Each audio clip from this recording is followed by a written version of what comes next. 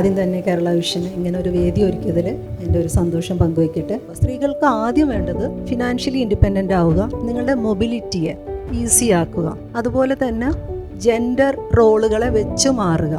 ഇതാണ് പൊതുവെ സ്ത്രീകളുടെ സുഗമമായ ഒരു ജീവിതത്തിന് വേണ്ടത് എന്ന് സൊസൈറ്റിക്ക് അറിയാമെന്നുള്ള മട്ടിലാണ് അവർ നമ്മളോട് സംസാരിക്കുന്നത്. അറ്റ്ലീസ്റ്റ് അതെങ്കിലും ആണ് നമ്മൾ അതോറിറ്റിയുടെ കയ്യിൽ നിന്നോ അല്ലെങ്കിൽ വിമൺ എംപവർമെൻ്റ് ആഗ്രഹിക്കുന്ന മനുഷ്യരുടെ ഭാഗത്ത് നിന്ന് കേൾക്കുന്നത്. പക്ഷെ ഇതിൻ്റെ ഒരു കോൺട്രാഡിക്ഷൻ എന്താണെന്ന് വെച്ചാൽ, ഇത് മൂന്നിനും നമ്മൾ ഡിമാൻഡ് ചെയ്തുകൊണ്ടിരിക്കണം, അതിനുവേണ്ടി സ്ട്രഗിൾ ചെയ്യണം എന്നുള്ളതാണ് അതിൻ്റെ ഒരു കോൺട്രാഡിക്ഷൻ.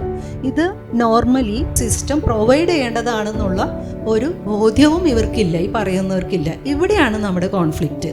അപ്പോൾ നേരത്തെ പറഞ്ഞതുപോലെ മൾട്ടി ടാസ്കിങ് ആണ് സ്ത്രീകളുടെ ഒരു മേന്മ എന്നത് എനിക്ക് ഭയങ്കര സങ്കടം തോന്നിയ ഒരു കാര്യം എന്ന് പറഞ്ഞാൽ, ബയോളജിക്കലിയോ ഇമോഷണലിയോ ഒന്നും അങ്ങനെയല്ല, അതൊരു സോഷ്യലി കൺസ്ട്രക്റ്റഡ് ആയിട്ടുള്ള സ്ത്രീകളിലേക്ക് ആട്രിബ്യൂട്ട് ചെയ്യുന്ന ഒരു ക്വാളിറ്റിയാണത്. കൾച്ചറലി ഡിസൈൻ ചെയ്യുന്നത് അതാണ്. അതുകൊണ്ട് തന്നെ ഇതിൻ്റെ ഇമോഷണൽ ബർഡൻ മൊത്തം ഈ സ്ത്രീ ഏറ്റെടുക്കേണ്ടി വരുന്നതാണ്. നമ്മൾ ചെയ്യേണ്ടുന്ന കാര്യങ്ങൾക്ക് അപ്പുറം എക്സ്ട്രാ മൈൽസ് എടുത്തിട്ട് നമ്മളെ പ്രൂവ് ചെയ്തുകൊണ്ട് നമ്മൾ ഇതിനെ വേണ്ടി സ്ട്രഗിൾ ചെയ്തുകൊണ്ട് തന്നെ ഈ ബേസിക് അല്ലെങ്കിൽ മിനിമം ബെയർ സാധനങ്ങളെ ഡിമാൻഡ് ചെയ്യുന്ന വേറൊരു സിറ്റുവേഷനാണ് നമ്മുടെ സൊസൈറ്റിയിൽ നിലനിൽക്കുന്നത്. വീട്ടിനകത്തായിക്കോട്ടെ, ഏത് ഗവേണിംഗ് സിസ്റ്റത്തിനകത്തും അതാണുള്ളത്. ഇൻഡസ്ട്രി എന്ന് പറയുന്നത് ഒരു സ്ട്രക്ചർ ഇല്ലാത്ത, ഒരു വർക്ക് പാറ്റേൺ ഇല്ലാത്ത, ആർക്കും ആരോടും എത്തിക്കൽ പൊസിഷൻ എടുക്കേണ്ടതില്ലാത്ത ഒരു ഇടം കൂടെ ആണ് എന്നുള്ളതിൻ്റെ പുറത്ത് അവിടുത്തെ സ്ട്രഗിൾ സ്ത്രീ എന്നുള്ള രീതിയിൽ കുറേയും കൂടി അധികമാണെന്നുള്ളതാണ് ഞങ്ങൾ ഇന്ന് അനുഭവിക്കുന്ന ഒരു വസ്തുത.